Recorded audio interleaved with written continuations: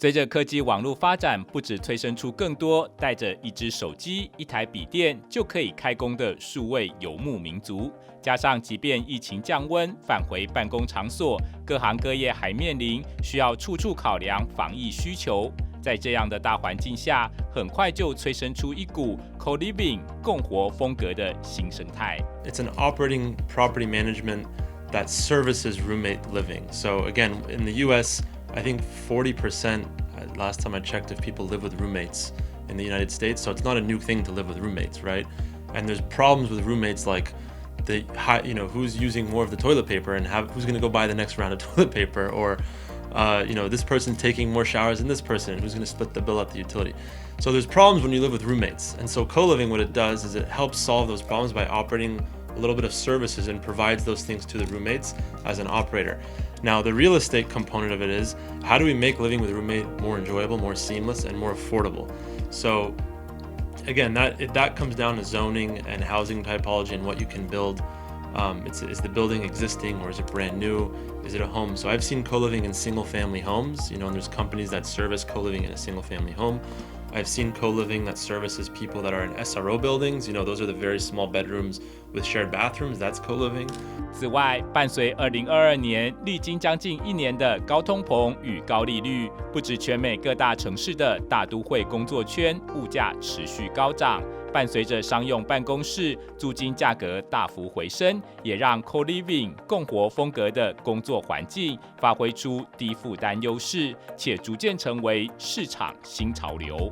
When affordability was massively challenging, and there was a shift to cities and work in the city, and it was just too expensive. So that's where co-living was born. That problem has only gotten worse. So the question is affordability still a problem? I think everybody can agree that it's still a problem.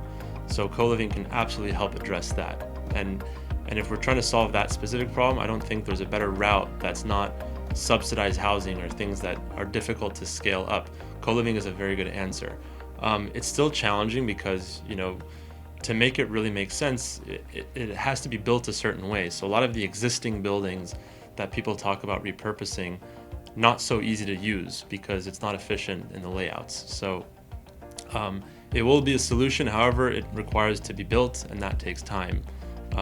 But as they get built, you will see that it does address housing and housing affordability, and it does promote community, and it does help you live closer to where you work, and helps you, have a lot of community spaces so you can actually work from home in a convenient location.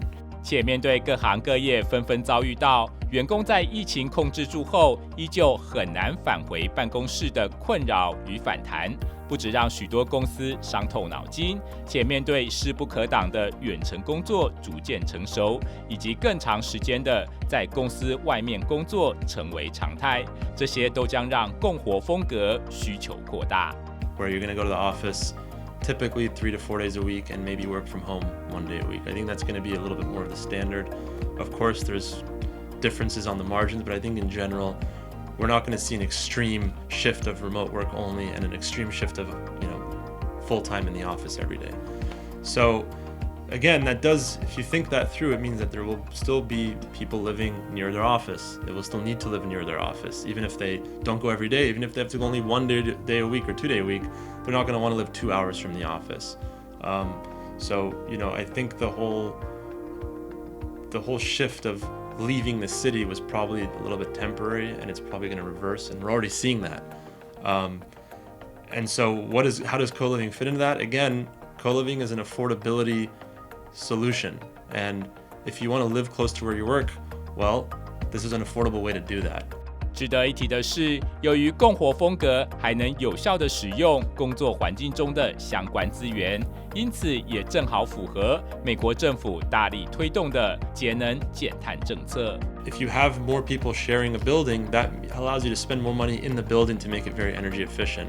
Your cost per person goes down, and therefore the operating costs can also go down. And then we can work with the administration to utilize various incentives for solar panels and things like that. It's much easier to do when you can sink all of that money into a single location as opposed to 50 different locations, right? Just by nature, your efficiency is going to go up. So expenditure is going to go per person is going to, while the total will maybe go up, the per person cost will come down, the energy uses per person will come down, and each person's carbon consumption will come down. And that's a huge goal that we should all be looking to make happen. And I think co-living is a very good way to make that happen, actually. 强调 co-living 共活风格是一次结合住宿、办公、餐饮与娱乐为一体，且综合性的提供舒适的公共空间与多元的活动安排，来满足工作、学习与交流，不只能让更多员工找回归属感，甚至还能打造成员工第二个家。东新闻团队洛杉矶报道。